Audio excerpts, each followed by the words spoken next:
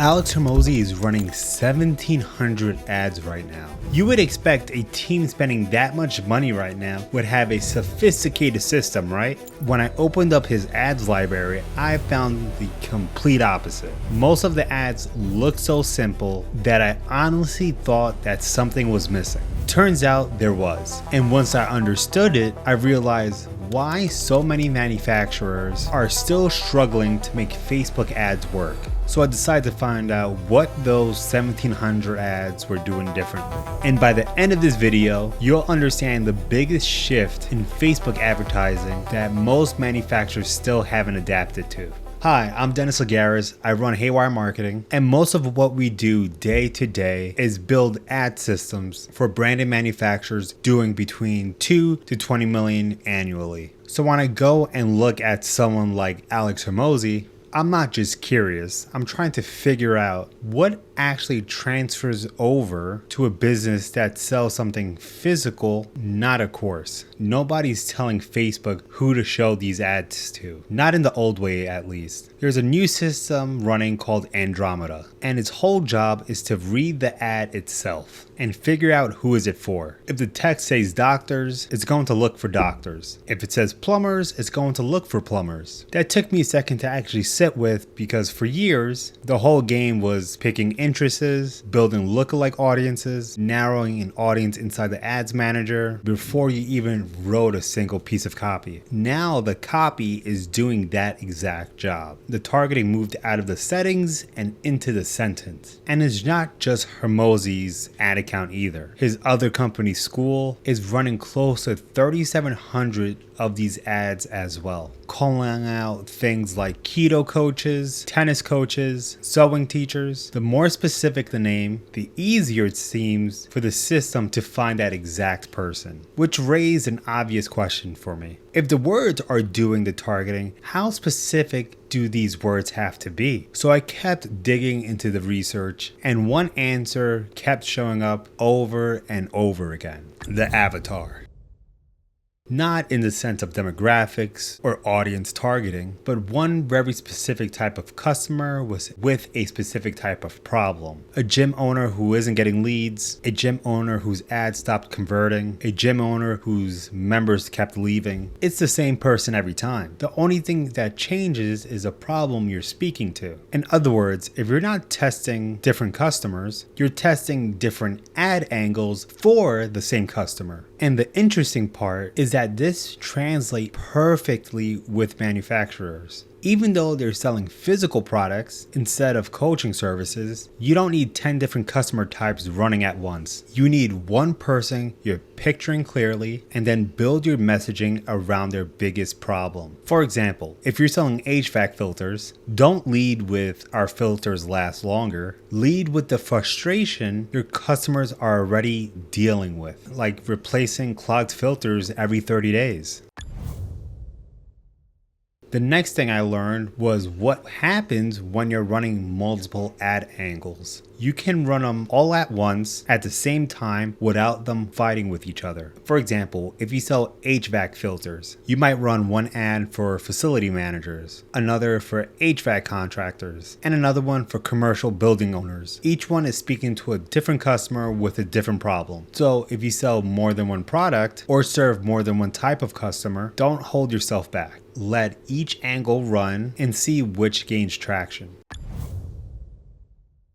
I expected the next lesson to be about creativity, some big swing of an idea. It wasn't. It was volume. And honestly, the kind of volume that's a little uncomfortable to look at. Hormozi's team is putting out hundreds of pieces of content a week. Most people I work with are only testing 5 to 10 creatives a month, agonizing over each one before it goes live. At first, I thought that number was just a flex, but that logic actually makes more sense the longer I sat with it. You generally don't know which sentence, which face, which 5 seconds of footage is going to catch someone's attention until it's actually running in front of real people. No amount of internal debate is going to replace that. The algorithm needs raw material to sort through. And the only way to give it that is to keep making more attempts, not one perfect one. There is actually a number behind this, and it made the whole idea click for me. take your weekly spend, figure out what you're willing to lose before you kill it, usually something like 3 times your target cost per lead, and divide one by the other. For example, if you're spending $7,000 a week and you're willing for a creative to spend $150 before you pull it, that's 46 new creatives a week just to feed the machine, which may sound like a lot until you realize most of these creatives are just the same core message shot 5 different ways, not 46 brand new ideas. Now, this doesn't mean a smaller business needs to hit Hormozi numbers, but the habit matters way more than the polish. A rough video shot on a phone that tests a new way of saying the same thing will usually teach you more than one beautifully produced ad that's not going to get a second version, which led me to something I almost skipped past the first time through.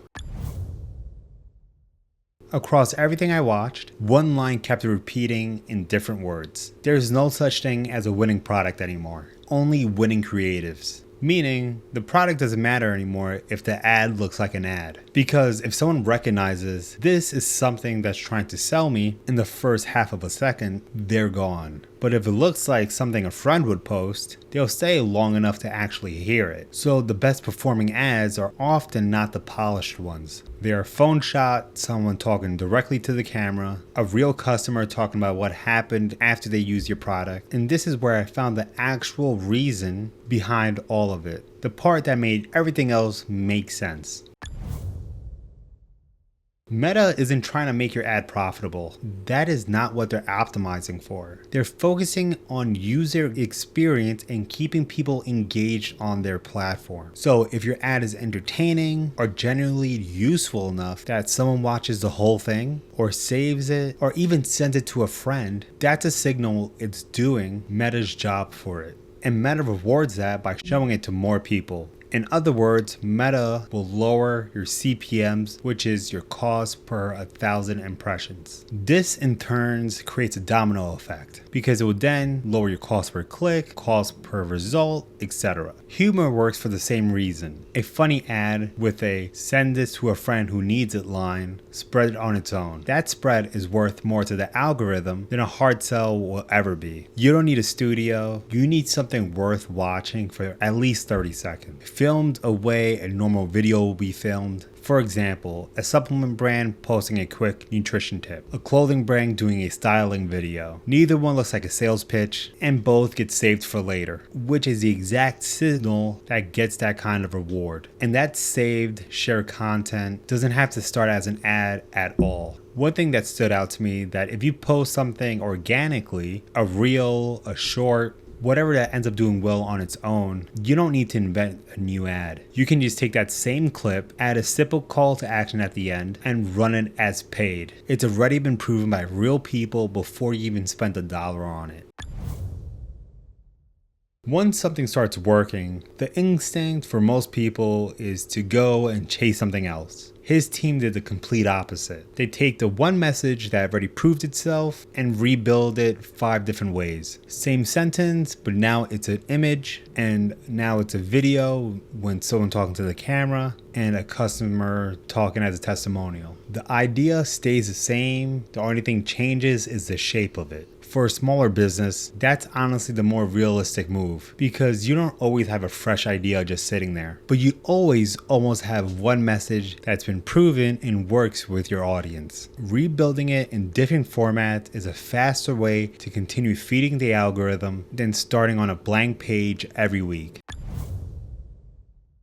Now, once you got a few of these running, the numbers get a little counterintuitive. One ad might return 5 times of what you spent on it, but only at $100 a day before it stops finding people. Another might return 2 times, but you can pour $10,000 in a day and it will just continue to scale. Most people will chase the 5. The one that actually grows the business is the one that scales. There was one more structural piece that stuck with me, mostly because it's so easy to skip when you're small. New ideas get tested in a separate campaign, kept broad, with related content turned off, because Facebook likes to auto-attach similar creatives to test, and it quietly muddies up your numbers. Once something's already proven itself there, it's put into a different campaign specifically for scaling. So where does that that leave a smaller business? One that isn't running 1,700 ads and doesn't have a content team producing hundreds of creatives a week. It comes down to something much simpler than I expected going into this. Pick one audience clearly. Write down the actual problems they have, not the features of what you're selling. Record yourself talking about each problem. Film it plainly without it looking expensive. When one of these ads start performing well, don't start chasing something new. Rebuild that same message a couple different ways first. Keep whatever you're testing separate from whatever is already proven, so you can actually see which is which. When you see the results start coming in, don't just chase the biggest return. Pay attention to which one is actually willing to grow the more money you put into it. None of this requires a bigger budget than what you already have now. It just needs you to say the problem out loud instead of you dressing up the product, and enough patience to see the results instead of you deciding what looks good based off your opinion. If you enjoy deep breakdowns like this, where I decode ads, funnels, and growth psychology from million and billion dollar brands, comment breakdown below and let me know which brand or marketer you would like me to analyze next. And if you'd rather skip watching from the sidelines and have someone build this ad system for your business, click the link below in the description and book a call with my team. I'll see you there.